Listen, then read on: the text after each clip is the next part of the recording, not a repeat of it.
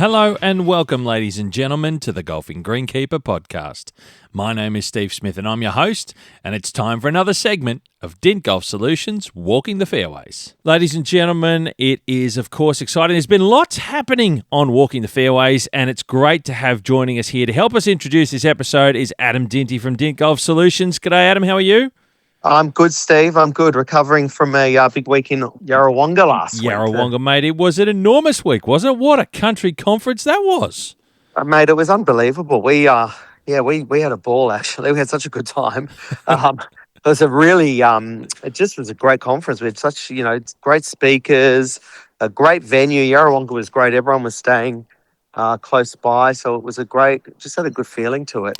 And we, as sponsors, got great feedback there. We had a stand, had all our products, so we had a ball. Mate, it was fantastic, and I was privileged to be the MC, and it was a great time. The energy in the room, there were so many peers of the industry, outstanding speakers from not just in Australia, but internationals as well, and it was great to see that mix. I could see where there was a number of the sponsors had stands inside, there were some other ones outside, and I could see, mate, you casually talking to so many people that it was a great way to mix with everybody in the industry for New South Wales and Victoria, wasn't it? Yeah, it's a great initiative. It's the first time they've done this. And, to the guys, Leon and Adam, who are the presidents of the associations, they just did a great job to get this actually off the ground. It's these things, it's one thing to have an idea, but it's another thing to actually execute it.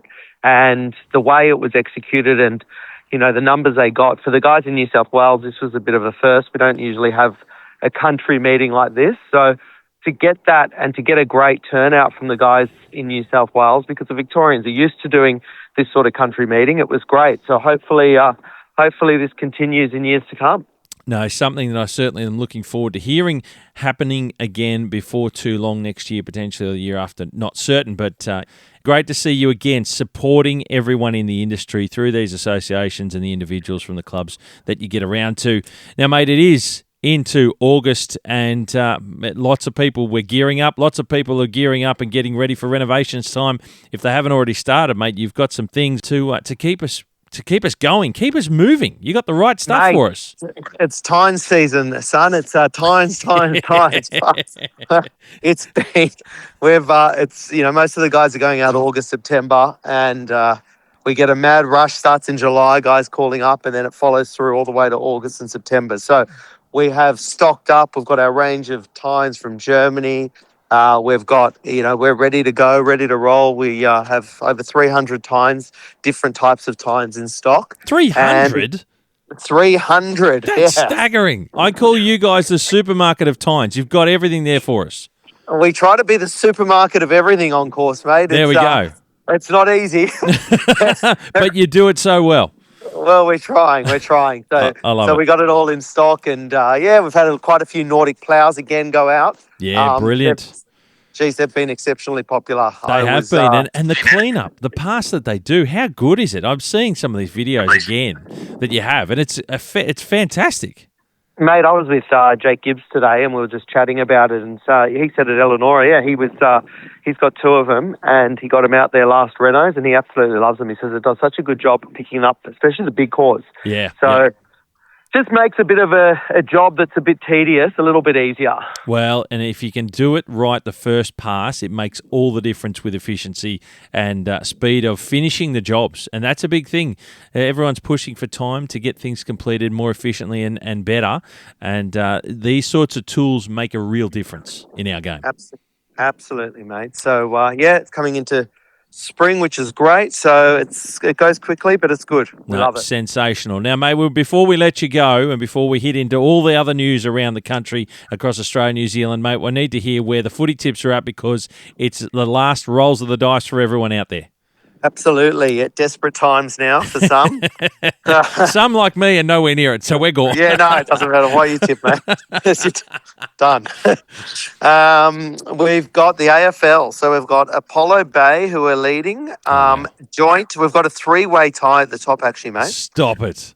And we've got Victoria. So Apollo Bay in Victoria, Proserpine in Queensland, and Bunbury in WA. So they're all on. They're all on 155, followed by Kingston Beach and Bardwell Valley. So Tassie and Mark Schroeder there from Bardwell Valley. This will be one to watch. I'll be waiting with bated breath, mate, when you're on next time and we see how it's all unfolded to finish at the start of September. Yes, and the NRL is not as close. Bega are running away with it on 134. Wow. Bega are running away, followed by Port Adelaide Council. Oh, there you go. And Trentham in Victoria. Fantastic. A great mix right across Australia. It's so good to see that the Footy Tips has been it's been captivating to watch and see how everyone's going. And a lot of regional places as well are in the mix, which I've loved seeing across the season on both ladders, which is so good to see. Now, absolutely. Mate, which is fantastic. Yeah, before I let you go, mate, we've got to do something here and talk about it. We're going again together. We've got 12 months. We're doing again together, mate. We're extending this partnership of ours. This incredible partnership that we've got going. We're going big now. We're going all in, both. It's fantastic. We're a lot. I know we've been talking. We've got so many things planned, which is fantastic. We've got a lot planned, mate, and we're thrilled to continue supporting you. And we think it's great. We know it's getting to lots of people around Australia, not just greenkeeping, just golfers who are listening. And yeah, mate, we love the partnership. And as you know, thrilled to be partnering again for another 12 months. Mate, I'm incredibly excited, privileged and excited with what we've got ahead. We're going to come up with some cool things. We've got some creative things happening as well, and I'll be doing a few things along the way too. So, mate, there's lots to come, and I say thank you for our wonderful partnership we've had thus far and what we've got looking ahead in the future, mate. So it's great to have Dint on board for a much longer period of time. Absolute pleasure, mate. Let's get stuck into it. This is episode number 202.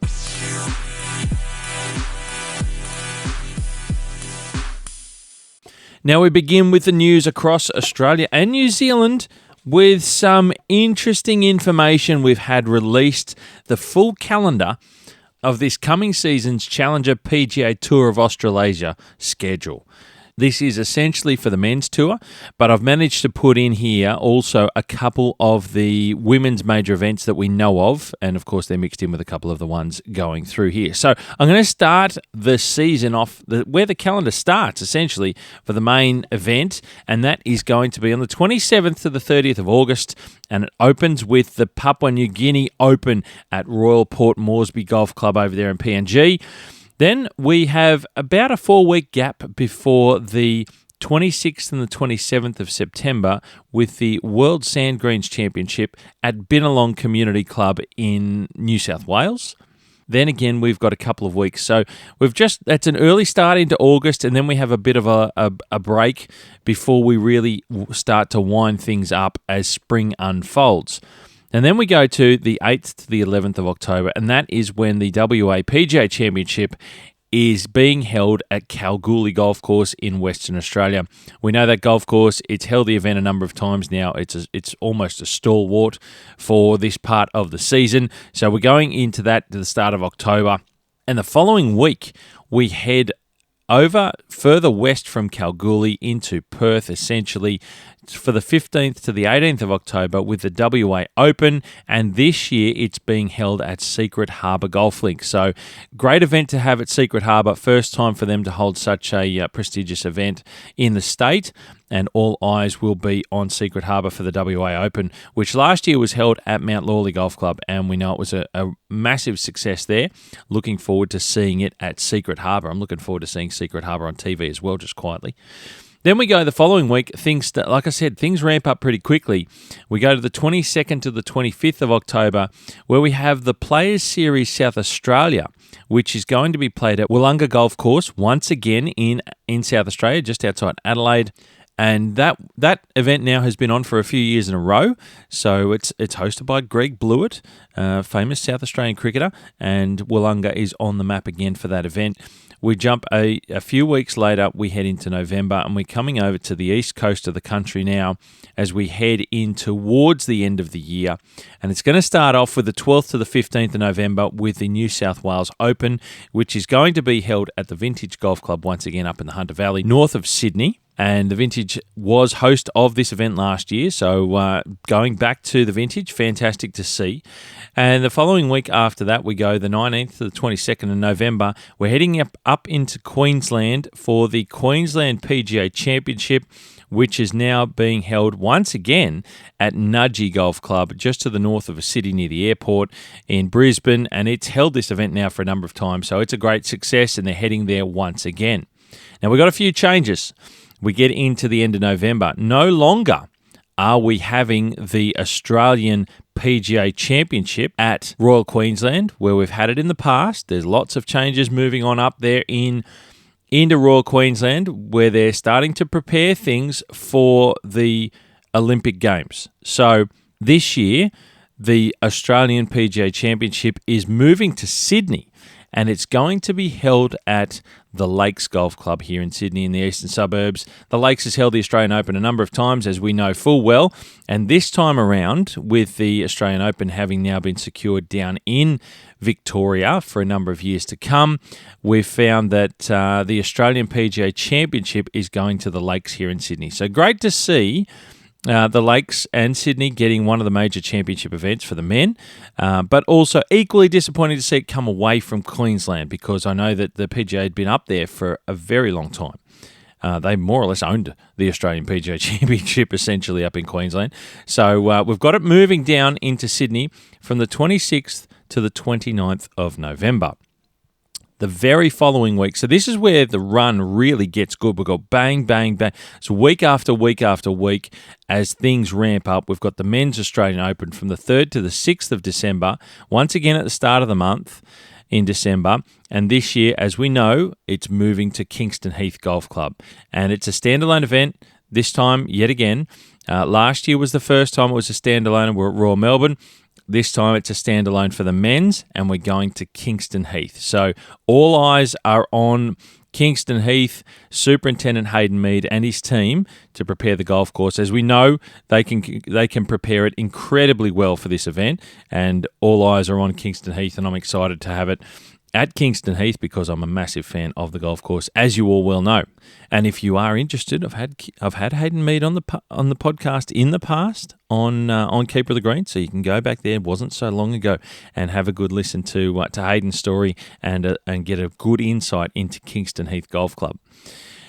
The following week, straight after the Men's Australian Open, we go to the 10th and the 13th of December, where we have the Victorian PGA Championship, which will be held at Moona Links Resort this year.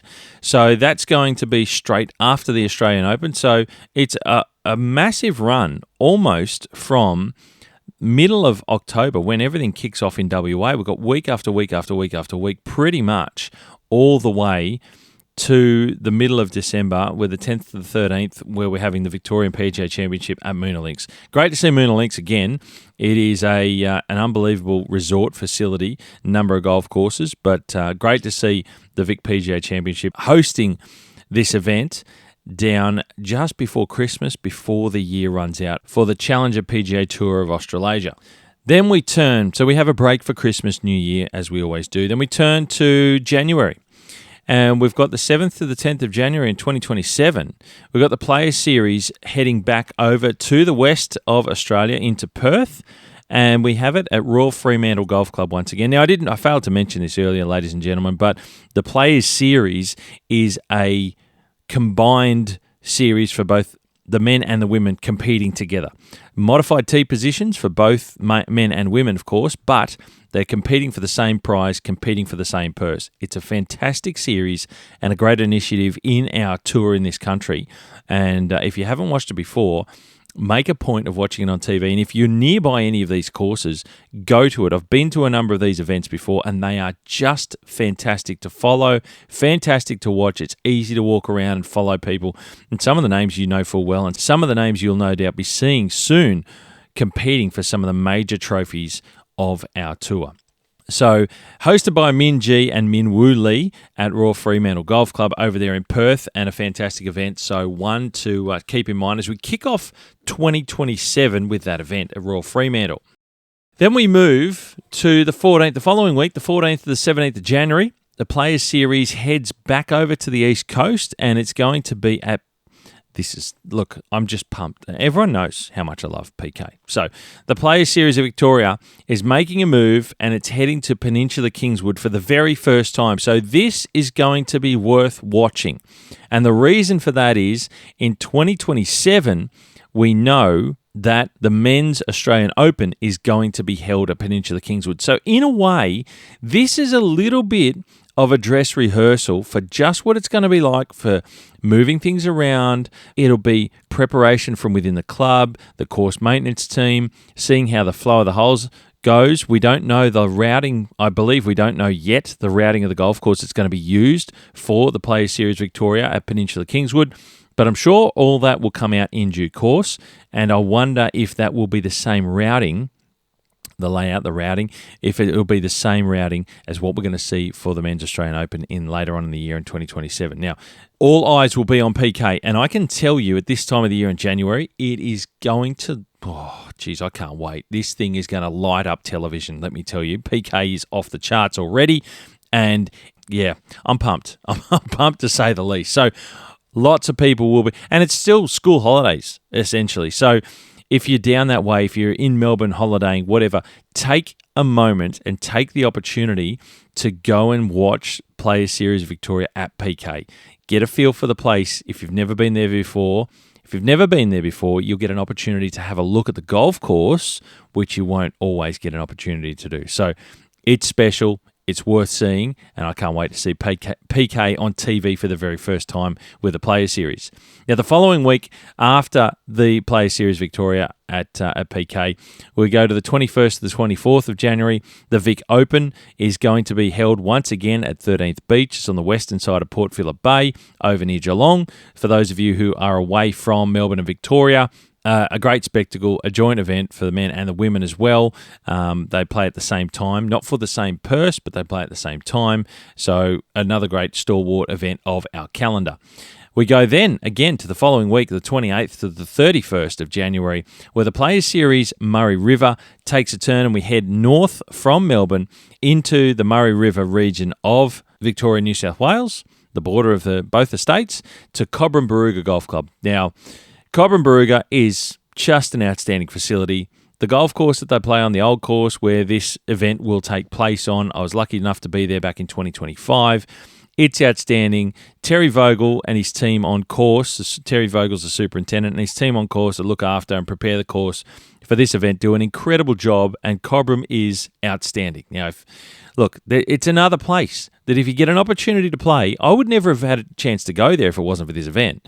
Now that I've seen it, and walked around it a number of times and see when the golf course, it is just a great facility. There's two courses there. Look, Cobram is great to watch on TV as well. So it's going to be good. And if you're down that way, it's another great event to get the opportunity to get up close to some of the people playing, some of the players that we see on TV playing in this Players Series Murray River at Cobram. The Players Series is just such a great mini tournament within the overall season of our tour, and Cobram Barooga, yeah, it's another great place to go. And that time of the year is spectacular. Yes, it's hot, but my goodness, it's a great place to be at Cobram Barooga Golf Club. Then the following week, things move to Sydney. We go from the 4th to the 7th of February, and we're heading to Sydney, where the Players Series Sydney takes up its next stop at Castle Hill Country Club in northwestern Sydney. Now, Castle Hill is a private golf club. Recently, not so long ago, only a few years ago, completed some redesign work done by Harrison Golf. Bob Harrison, Scott Champion. Great work done there on course, and it's a great test. Again, if you're in Sydney and you have an opportunity, this event in Sydney has bounced around from previously being held at Bonnie Doon, and now it's being held at Castle Hill. A great event to go and see, quite a spectacle, as I mentioned. So Castle Hill Country Club is where it's at from the 4th to the 7th of Feb. We go the following week. Things move overseas to our neighbours in New Zealand, and that's the 11th to the 14th of February to the New Zealand PGA Championship at the one and only Paraparaumu Beach. And look, Tom Aldridge, I've had as superintendent of Paraparaumu Beach. I've had him on the podcast before talking about the golf course and his career as well. But he and his team of not very many people, I might add. Go and listen to the podcast. I'll have it tagged in the show notes. You want to listen to something amazing? Listen to Tom Aldridge's story and Paraparaumu Beach and get an insight into Paraparaumu Beach. It is an incredible facility, and what they do there on course is nothing short of incredible. So Tom takes the reins over from Leo Barber, who previously was the superintendent there for a number of years, for a very, very long time. And he's taken the reins and made it his own. And now he's preparing for the New Zealand PGA Championship. Did it last year in such a fantastic way. It was captivating television, I've got to tell you, coming from this side of the Tasman, watching the event. And I think it was the little par 3, the 5th hole, I think, from memory. Someone might correct me if I'm wrong off the top of my head, but it was 5 or 6. It was an absolute belter of a par 3, and the greens were just playing to top level for the event. Like I said, Tom Aldridge and his team have done an outstanding job in the past, last year. Looking forward to seeing them emulate that and delivering another great event for everyone to compete on at Paraparaumu Beach for the New Zealand PGA Championship from the 11th to the 14th of Feb. We roll to the very next week in the 18th to the 21st of February, where we see the Japan Australasia Championship at Royal Auckland and Grange Golf Club. And again, an outstanding golf course, an outstanding facility for this event. All eyes will be in New Zealand as we roll through these number of events towards the back end of this tour season here, the Challenger PGA Tour of Australasia. So it's all happening. And then the very next week after that, we go to the 25th to the 28th of February for the New Zealand Open, which will once again be held at Millbrook Resort. So the 3 events in New Zealand and the men's tour, the New Zealand PGA Championship, the Japan Australasia Championship, and the New Zealand Open are held at the same venues that they had last year. So Millbrook Resort is hosting the New Zealand Open. It was an outstanding success last year. Captivating as always, and really exciting to follow. So all eyes will be on the 106th New Zealand Open coming up in 2027 at the end of Feb. Then as we move into March to round out the season of golf down in our part of the world, we have a couple of weeks break from the 18th to the 21st of March, when that weekend we will see the New Zealand Women's Open make a return after a number of years of absence. I think it's something like 8 years since it was on again, maybe even longer.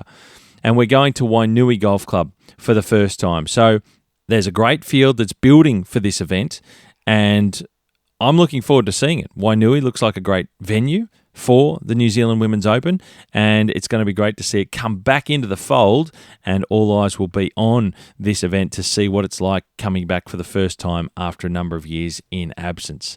On the very same weekend, but back here in Australia, we will see the national tournament at the National Golf Club. It's held on the same weekend, 18th to 21st of March. So we're going to see that down in the Mornington Peninsula at the National Golf Club, where it was held last year as well. And those 2 events will be run on the same weekend, 2 different countries, one for the New Zealand Women's Open and the other for the national tournament at the National Golf Club in Victoria. Pretty big, pretty extensive, pretty full-on season ahead of golf, and incredibly exciting, I've got to say.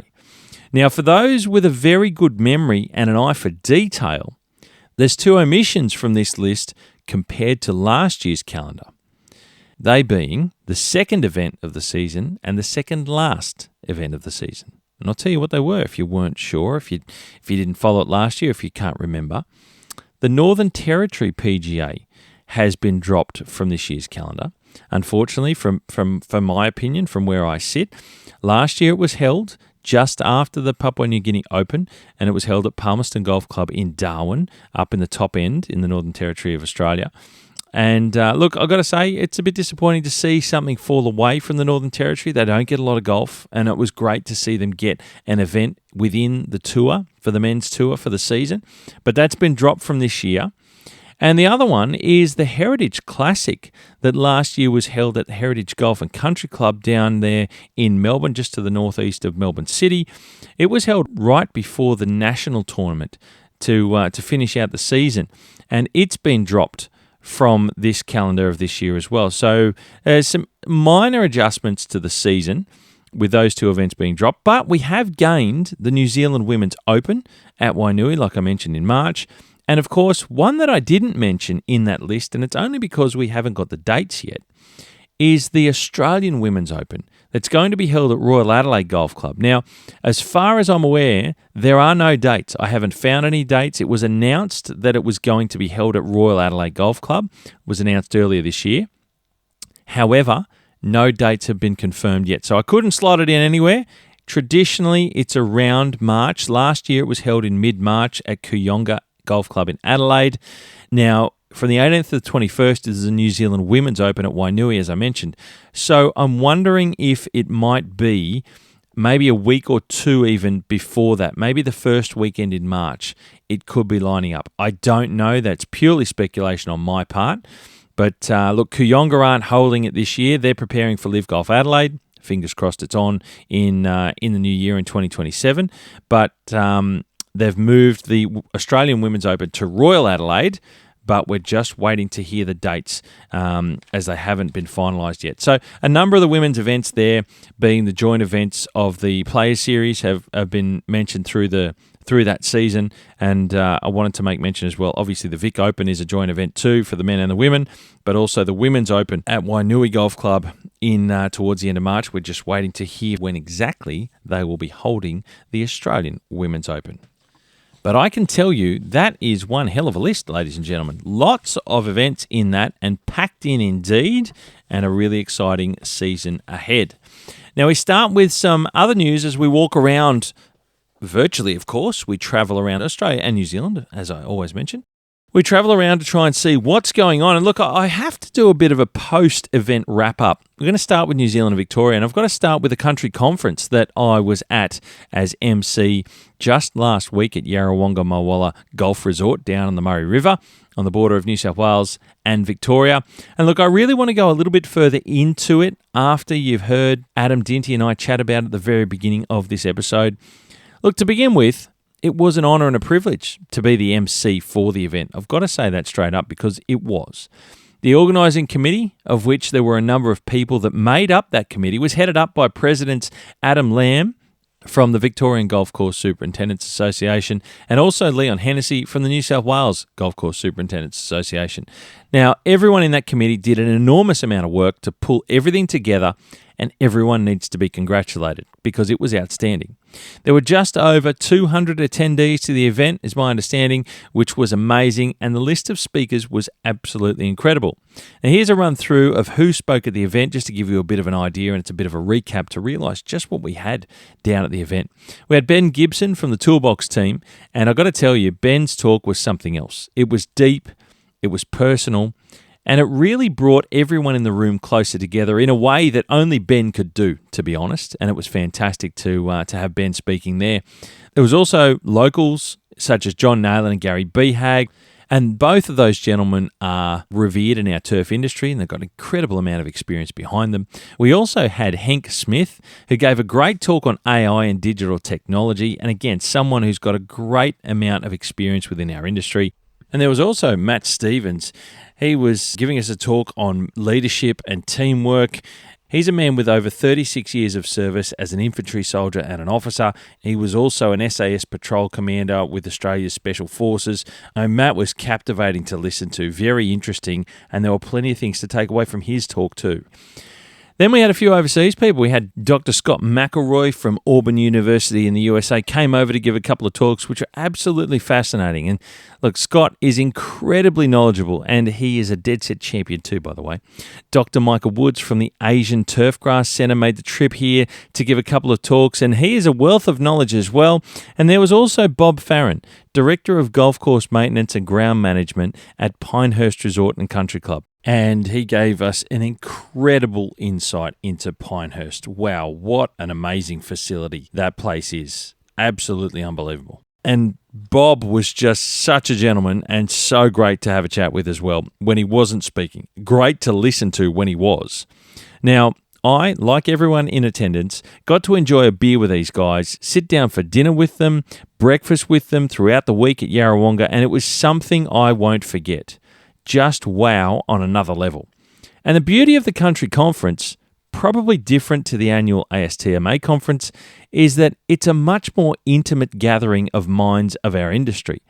The fact that you get to enjoy some social time with the speakers during the event is just unreal. And that's the part where I think it really is a huge difference to anything I've seen before. Look, I've not been to one of these state conferences before, like this one or the West Australian Golf Course Superintendents Association. They've got a great one that they do at Margaret River from time to time, which I recall last year had a couple of great international speakers as well. So, look, it was a first for me. And yeah, look, this joint VGCSA New South Wales GCSA event was outstanding, and I look forward to hearing when they do the next one. The bar has now been set very high, and I'm pretty confident in saying I'm not the only one in the golf greenkeeping space that can't wait for the next one to be announced. Well done to everyone involved in organising it. Now, Yarrawonga Mulwala Golf Resort. Wow, what a place. It was a host club of the country conference, as I mentioned, and it's an absolutely incredible golfing destination. Now, I'd not been there before, and I was completely blown away from the moment I saw it. It was just eye-opening. If you ever get the chance to go down to Yarrawonga for golf, take it. Take it all and just go there. 45 holes at Yarrawonga itself, and the quality of all the courses is just spectacular. There was golf on day one for us at the country conference, and not that I played as I was busy preparing for the MC's role, but I took the time to walk around the golf course during the morning while play was on and just to see what it was all about. The property is huge. It's bloody huge. It's enormous. As you might expect, I guess, for 45 holes, but it's bigger than that, I've got to tell you. Superintendent Chris Burgess and his team are bang on with their maintenance practices, and the course shows it. You just walk on the 18th green like I did near the clubhouse, and you could tell it's peaking with quality. I was not expecting that level of quality out in these regional towns, and every time I see one of these Murray River golf clubs, I'm blown away. And Yarrawonga is just another example. And it's the quality of everything at Yarrawonga, not just the golf courses. It's also the clubhouse, the accommodation, which is also huge. The staff were amazing during our time there, and it's a resort. So there's everything you could want at Yarrawonga Mulwala Golf Resort. It's a full-size driving range. There's a pool, gym, got lawn bowls, croquet, tennis. There's even a bloody cinema inside the clubhouse. And that was packed. I think it was booked out on one of the nights we were there as well, by all the other people that were there at the club anyway. Yeah, it was very, very impressive. But it's centred around golf, and they do it so well. I went for a walk on the morning before I left to go home to go and see the Murray course, which I didn't get a chance, a little bit further away from the clubhouse, and it's down by the Murray River. It goes along the riverbanks itself, and it's unreal. The way the course weaves through the river gums, and some of them are just so big. They're just enormous, and they're so old. It was actually quite tranquil early in the morning as well. Yes, Yarrawonga Mulwala is one that I will remember to go back and visit one day with my clubs, that's for sure. Even with the family, because there's so much to do there. It was outstanding. Congratulations to everyone once again, because that country conference was just outstanding. Ladies and gentlemen, I love travelling around Australia virtually sometimes, of course, as you know, and reaching into different corners of Australia and New Zealand and finding out about some golf courses and what they're up to. And this one is no different to that. We're going into Victoria. We're heading west around Port Phillip Bay to Geelong, and I've got joining me on the line Superintendent of East Geelong Golf Club, Stewart Drayton. G'day, Stewart. How are you? Yeah, good. Thanks, Steve. Thanks for having me. This is certainly something different from my usual Wednesday. I'm normally talking to myself while Hamish is at trade school. Mate, I thank you for saying yes to coming on the podcast. So I'm going to take it that you're a virgin podcaster. Is that fair to say? 100%. No, very good, mate. And like I say, thank you for joining in. Now, I've been following what you've been up to there on course at East Geelong. You've got an Instagram account that 1.5 greenkeepers? Yeah, correct. Yeah. I've got to ask, what is the half? What's the half? I'm assuming you're the one. Yeah, well, some days I'm the one. Hamish, I've got Hamish McDawn. He's a second-year apprentice now, and I'll probably forget that he's a second-year apprentice. And it's one of those. Halfway to being qualified. So yeah. very good. So there's two of you working on course. Do you have any volunteer help at all? Yeah, volunteers come in Thursdays. Okay. We've got about 4 of those regulars, and they do a lot of the mowing and whatnot at certain times of the year. Yeah, cool. Good to have that extra bit of help. Now, mate, before we get into some of that work that you have been busy doing that I've been following and why I've got you on the pod, mate, I want to try and set a scene for exactly where you are. Now, from what I gather, and if I haven't been somewhere, I just Google Earth the living shit out of it, and I look at everything that I can find. I see there's Botanic Gardens nearby. You're on the bay of, I think it's Stingaree Bay there, with the water across the road, effectively, I think, if I'm not mistaken. The CSIRO's on another side of the other side of the property. Your 9 holes. Tell us a little bit about your situation, where the golf course is and what it looks like. So we're in the heart of Geelong. 9 holes. They were established in 1923 and were one of the original founding clubs that formed the Geelong District Golf Association. Wow. They did actually buy a bigger parcel of land in the late 40s with the idea of moving down the road 15 minutes and building 18 holes. At the time, a number of members wanted to stay on this current site. So there was basically a breakaway club. So the club split in 2, and that actually formed Curlewis Golf Club as it is today. Get out. There you go. Yeah. Right. That's an interesting piece of history. And was it always there in that particular site since its founding that you're aware of? Yeah, correct. Yes, it was. Yeah, wow. So the Botanic Gardens is on the sort of the northern side or the northwestern side of the property. Has that always been there as well, or is that a new addition to the area? That's came after the golf club, but okay. this precinct's sort of up on top of the hill. There used to be the old gun club sitting up the top that used to go out over the water, shoot out over the water. But as you can imagine, a few environmental issues there. So things change with time. Yeah, that one got closed down. But the golf club's probably the staple. There used to be a bit of a racetrack, I believe, just sort of towards where all the ovals and stuff like that back in the day as well. So there you go. So lots of history in the area, because Geelong's a very old part of Australia as well, a big regional centre not far from Melbourne.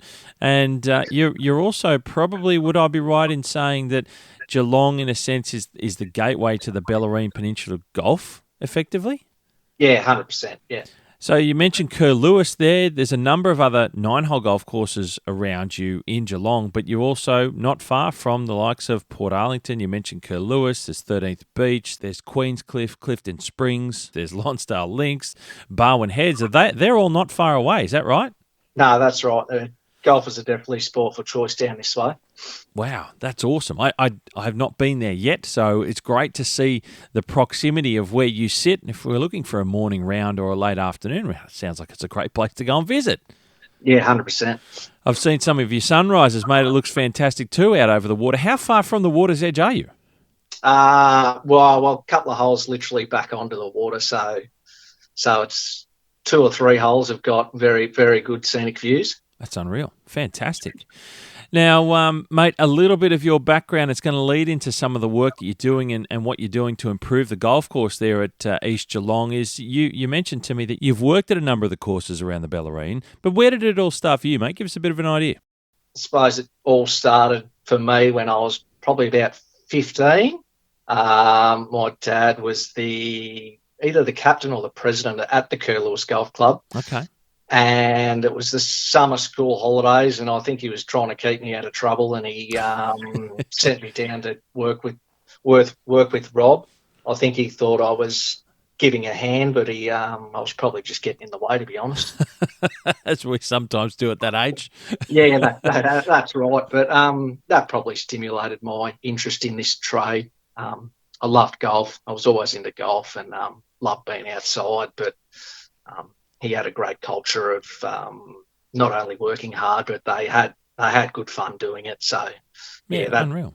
Certainly pushed me down this path of getting into the golf industry. Unreal, mate. So you've got great experience under your belt. You're at East Geelong, this 9-hole golf course there that flanks the water's edge at Stingaree Bay.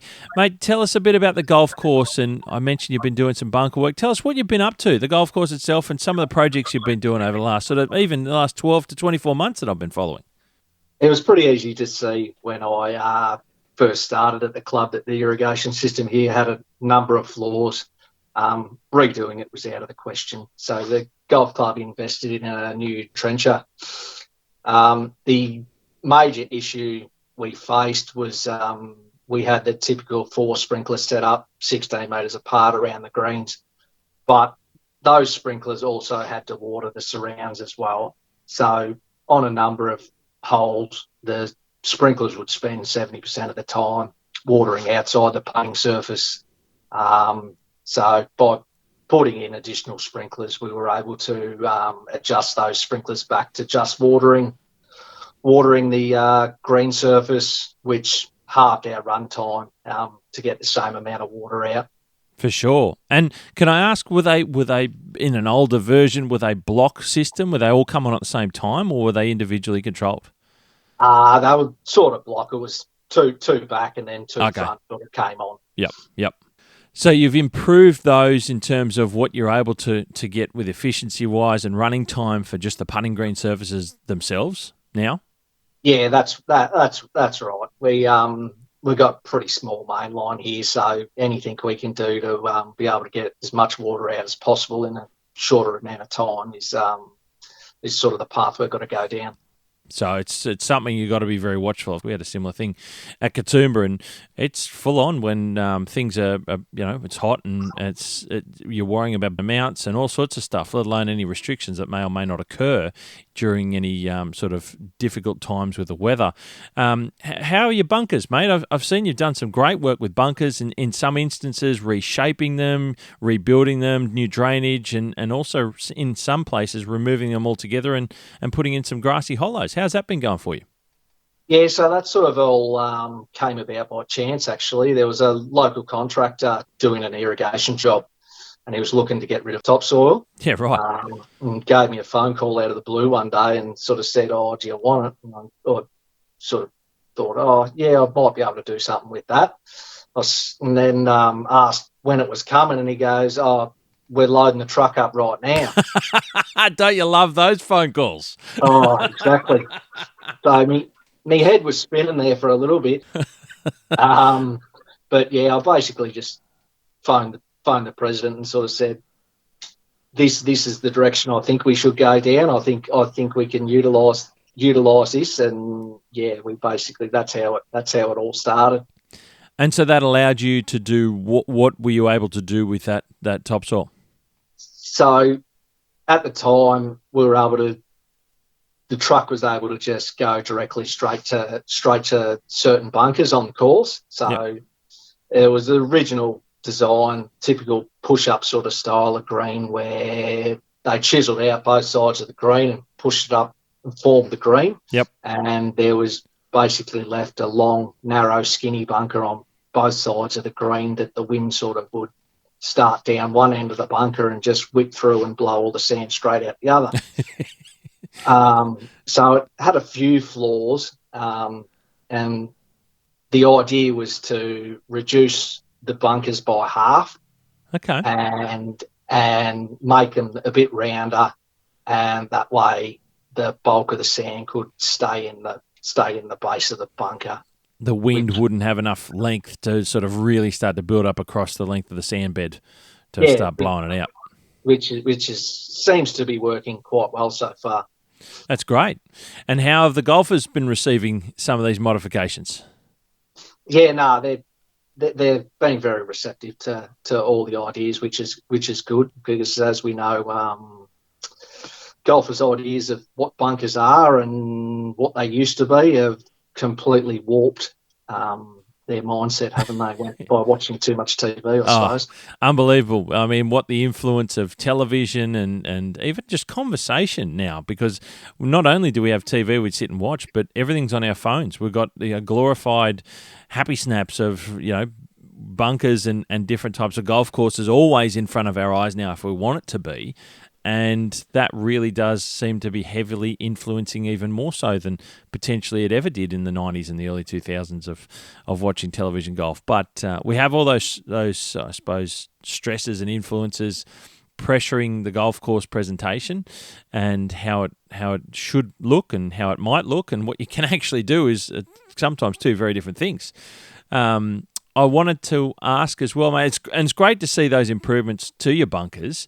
Have you reduced many over the golf course? Can you sort of estimate how your bunkers have reduced in terms of size and maybe the amount of work that you've got to do to them? Have you been able to work that out just yet? No, not yet. Probably spring will be the telling sign when it comes to all those jobs that people don't notice when we spray bunkers, trim bunkers, and, have that regular ongoing maintenance.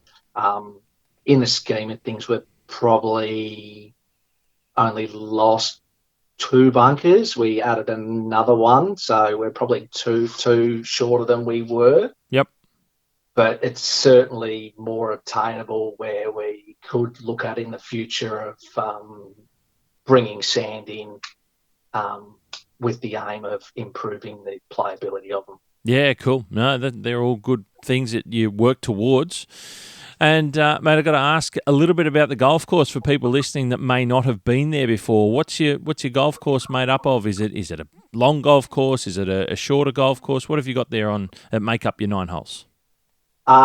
Pretty short. We got just under 0.5 of a hectare of bent grass greens and predominantly kaichu, everything else. Yep. Pretty heavily tree lined, lots of old gums throughout the area. Is it a hilly sort of course at all much, or how does that look? There's a little bit of a hill going up the first and down the second, but other than that, it's generally pretty flat. Okay. I've got to ask, because when I was looking on Google Earth just before to have a look, it says that there's I don't even know why the icon's there, but I'm wondering if it's true. It says that there's a fruit bat population nearby.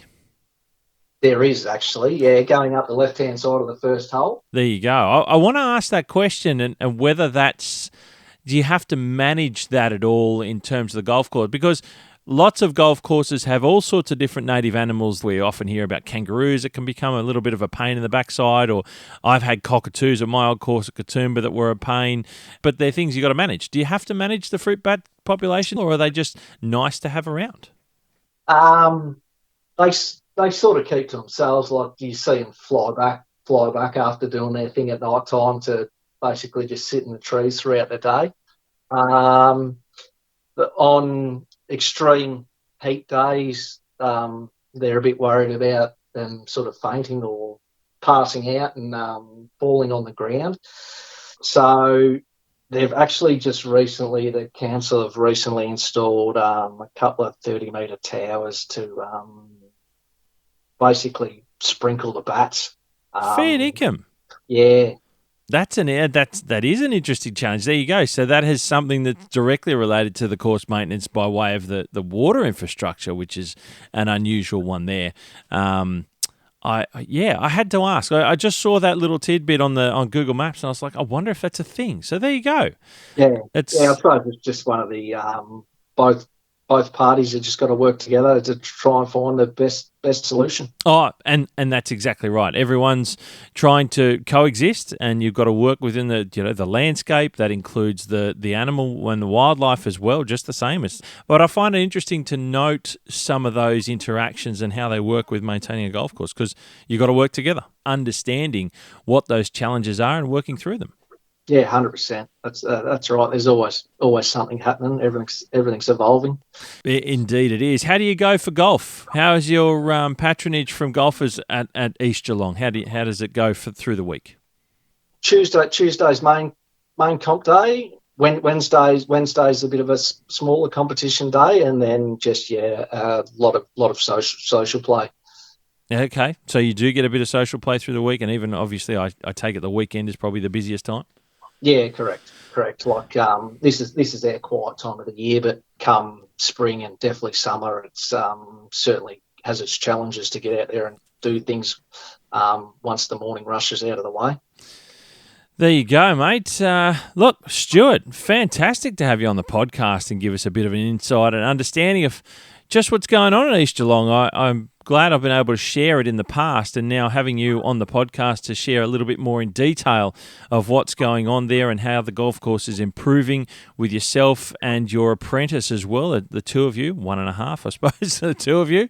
Mate, Stewart, I appreciate you coming on the Golf and Greenkeeper podcast on Walking the Fairways and sharing us the inside of East Geelong and how the golf course is improving there under your leadership. Mate, thank you for joining in. Not a problem. Thanks for having me, Steve. Now we move, ladies and gentlemen, to Queensland for a bit of news. And Caloundra Golf Club have been doing some more improvements to their golf course, which has included rebuilding the tees on their 18th hole. The new tee has been increased in size and also added more length to the hole. This takes the hole from a 394 metre par 4 to a 420 plus metre par 4 to finish your round. Caloundra continue to invest and improve their golf course, and it's fantastic to see from this golf club at the southern end of the Sunshine Coast. Now, it's not one of the resort courses that you would have heard about that's, probably 30 years old or thereabouts. It's an older golf club, but they're doing it the right way, they're going about things the right way, and they're doing it properly. So well done to Caloundra. Now we go to Royal Queensland Golf Club in Brisbane City, and OCM, that's Ogilvy, Cocking and Mead, the design firm, they've been busy toiling away building the new short course on the eastern side of the Gateway Bridge. Some interesting images have been released, and I've noticed the use of a couple of little details in the design there. They've got some shortcut vertical sleepers, railway sleepers if you like, as sort of bunker faces on it seems to be, not knowing the exact direction of the golf holes and where the bunkers are in play, but it looks like they're on more of the outside of the bunkers as opposed to being in front of you. Interesting little detail that I've seen. They look quite informal and rustic in style in the way that they've been used.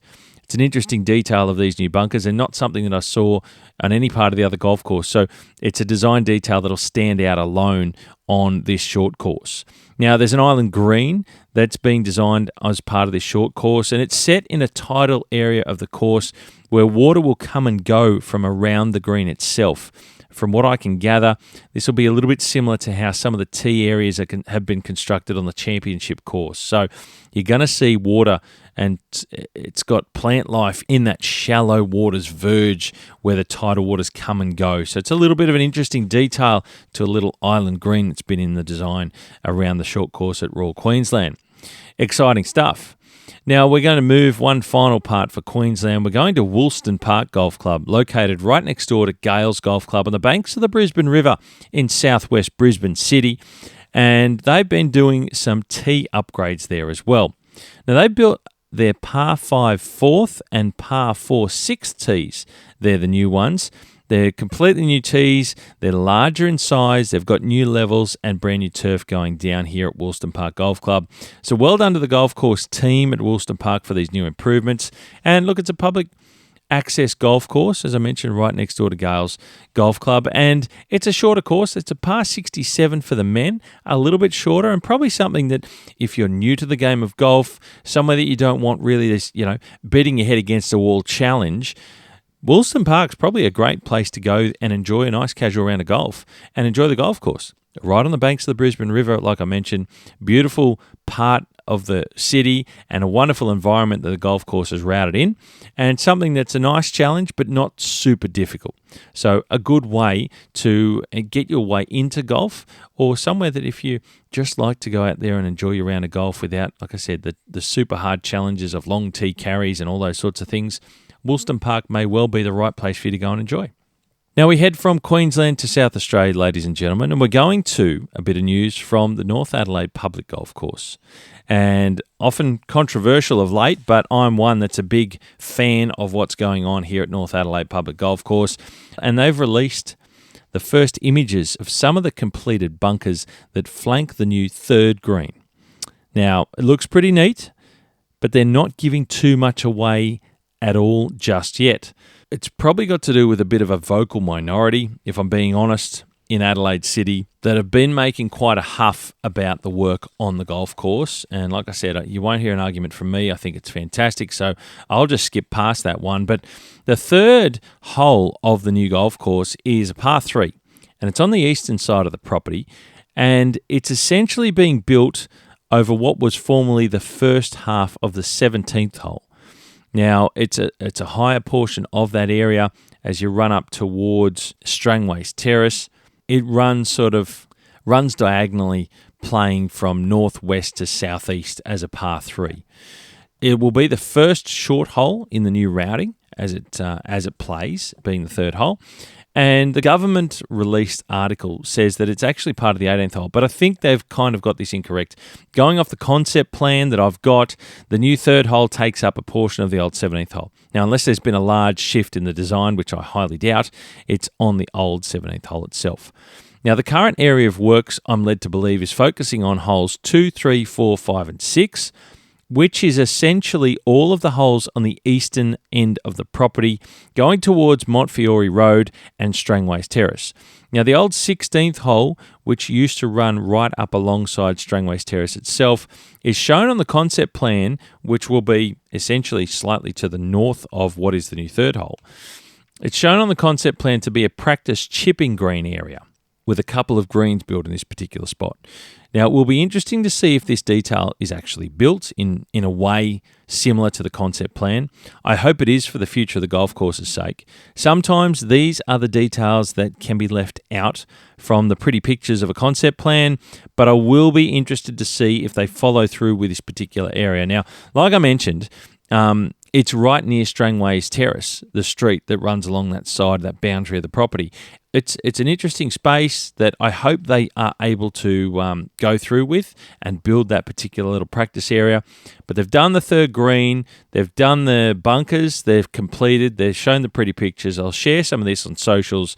They don't give too much away, so I've had to do my little bit of detailing and reading right into to see how it's all going and exactly where they're at. But they've been pushing hard at North Adelaide Public Golf Course, and well done to everyone involved from where I sit. Now, for the last piece of news on this segment of Dint Golf Solutions Walking the Fairways, we're going to WA, and we're going to Kwinana Golf Club, located about 30 minutes drive south of Perth City, and they're currently upgrading their 12th green. It's a brand new green going in. Ben Davey from Contour Golf course architect, is behind the design of this new green, and he was recently there to oversee the 12th green construction begin. Now, Ben has redesigned a number of new works at Kwinana, including some tees and greens, and it's fantastic to see this new work at Kwinana Golf Club continue. Now, that parked to one side, which is the latest new work that's going on right now. Kwinana itself, now they've been getting a bit of news time across a few platforms in WA, and some of you might not have heard this before. And this is why we're here. This is what Walking the Fairways is all about, sharing the news, gathering it up from all different corners of this part of the world. Now, a fair portion of the information that I'm about to share with you has come from an interview done by Joel Innes on the Swing of It podcast, so a shout out to Joel, and where he interviewed the CEO of Kwinana Council. And this is my interpretation of that information in that interview, along with a whole heap of research I've done into the Kwinana Council meeting minutes over the past 12 months, because when I heard that this was being talked about earlier this year, I started digging. So I went into the council meeting minutes, which is published online. Everyone has access to it. It's public access. And to see what they've been talking about and what they're going to be doing, what they're planning to look into to doing at Kwinana Golf Club. So this is what I'm about to share with you from those two resources. Now, you see, the golf club at Kwinana is soon to go through a change of sorts. Early in 2027, and now I believe the date has been moved to the 1st of February, Kwinana Golf Club will no longer be responsible for managing and maintaining the golf course and its facilities, such as the golf clubhouse as well, for example. The entire golf facility at Kwinana will be managed by the City of Kwinana Local Council. The lease of the golf course and its facilities will soon end to Kwinana Golf Club, and the council will take over from that point onwards. Like I mentioned, I'm led to believe it's the 1st of February 2027. Now, the council had voted that approved 8-1 at the council meeting, and that information come through towards, I think it was the end of July. So not so long ago at all that it was officially approved. Now, the golf club, Kwinana Golf Club as an entity, as I understand it, will still be there and they'll have access to the golf course as they have had previously. So if you're a member of the golf club, you'll still have access to the golf course. That, as far as I'm led to believe, won't change. What will change, like I mentioned, is the City of Kwinana Local Council will be taking up the management of the entire facility. So the council have stated that they're going to be doing a feasibility study into significantly upgrading the driving range, upgrading parts of the golf course, including the irrigation system, for example, and in time, and depending on where things unfold with their feasibility study, they've announced already through this interview with Joel Ennis that they want to build a new 9-hole short course. They want to build it under lights. They also want to build a mini golf course there as well. And they want to upgrade the clubhouse. And through some of the wording in that interview, I actually got the impression that the upgrading of the clubhouse will be significant, potentially, and this is only my interpretation of this interview, potentially a rebuilding of the clubhouse. They've got an architect that was mentioned. I've had a look at that architect's work, and they said that they've done work with a number of other golf clubs, and basically the work they do is significant. It's not small. They're not rebuilding the roof or adding a couple of rooms inside. It's a significant upgrade potentially. And that goes with the language that was used by the CEO in that interview. I read into the details a lot, for better or worse, but sometimes it's the specific words and language that are used that indicate where they're looking. And I'll go through some of that shortly as well and tell you why. Now, for me, the first question is why? Why would Kwinana Council want to take over a golf course? It's not something that we would hear about. Well, again, this is my interpretation. It's got to be money. You see, in Perth, there are a number of golf facilities, and for those of you outside Perth and WA, there's a number of golf facilities that have been significantly invested into by their respective local councils, and they've done so for quite a while now. Courses such as Wembley, Collier Park, Hammersley and Whaleback. All of these golf courses are council-owned and are all outstanding facilities. And you've heard me talk about from time to time the investment that's gone into some of these golf courses through this segment on Dint Golf Solutions Walking the Fairways. Now, these golf courses pull in some serious cash, and I mean serious cash. They don't only fund the golf facility that they're attached to, they also give their respective councils a lot of money in their coffers. Now, Moore Park Golf Club in Sydney, I can mention, and I know it's removed from Perth, but I can mention it because I do know a little bit about this from the interviews that I've had with Jared Kendler on the podcast in the past, and it's a classic example of how much money a public golf course in modern times can make for a local council.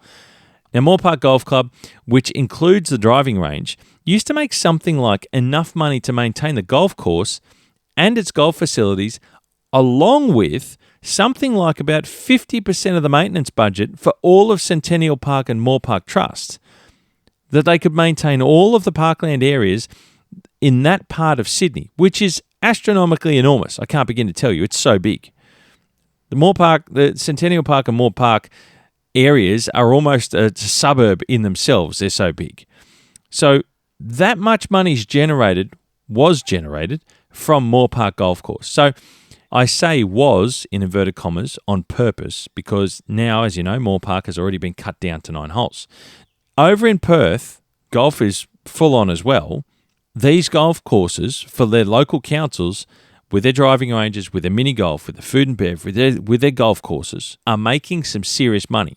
So Kwinana Council want in because they see a cash cow. Councils don't come rushing into something like this unless there's money to be got, in my opinion. In fact, in the interview with Joel Ennis, the CEO often spoke about food and beverage in the new clubhouse, along with a significantly expanded and upgraded driving range. So these are some of the words. They talked about function spaces, talked about food and beverage, talked about the driving range. They didn't talk about the golf course as a money-making exercise, but they talked about these other areas. So this is why I think the clubhouse will be significantly upgraded, along with parts of the golf course, don't get me wrong. They know the formula works well in Perth by the other public golf courses, and they want in, and they want in now, right? Zooming out from what I see, the WA local government councils investing heavily into public golf courses. I see North Adelaide public golf courses I've just mentioned being heavily invested into by the South Australian government, which will be the new home for Live Golf Adelaide and, of course, the Australian Women's Open. I see Melbourne investing in Albert Park Golf Course with large course work currently happening there to improve the golf course. Brisbane City, not so long ago, a few years ago now, did build the new Minipie public golf course that's just to the east of the city centre itself in place of losing Victoria Park Golf Course. And then you have Sydney, which, as I mentioned, it's the only capital city I can see doing the exact opposite, which is rather strange. They've cut down Moore Park. Moore Park was the busiest 18-hole golf course in Australia. It was their cash cow. Now it's down by half in size. They've also, in Sydney, shrunk the size of the 9-hole Camray golf course because of the widening Warringah Freeway. And the possibility there is also now of losing Carnarvon Golf Club in the future, turning it into an expanded Rookwood Cemetery. Sydney is strange. It's really odd. When you step back and you look at all the other capital cities investing heavily and in some parts going all in on public golf, I shake my head at Sydney. I really do. But looking back at history, when golf was in a boom like this, we've had a number of these booms over the last 100 years. We had private enterprise along with government bodies building more golf. And that's precisely what we're seeing today. This is what we're seeing. And then you can take that private enterprise part and you look at 7 Mile Beach in Hobart. They've built one golf course and they're now building the second golf course from private enterprise, creating a public access destination at 7 Mile Beach. It's not a private golf club. It's a public golf destination, is 7 Mile. Even Country Club Tasmania are all in on public access golf. Their revamped golf course that's getting closer to opening, along with their new driving range and mini golf, which are already open, and they're packed. They've gone all in. North Adelaide Public Golf Course is all in. Every second local government council in Perth is investing heavily in public golf. They want in on these cash cows. They're generating an outstanding amount of money. And some of the private enterprise that I mentioned there in Tasmania are getting in on the act.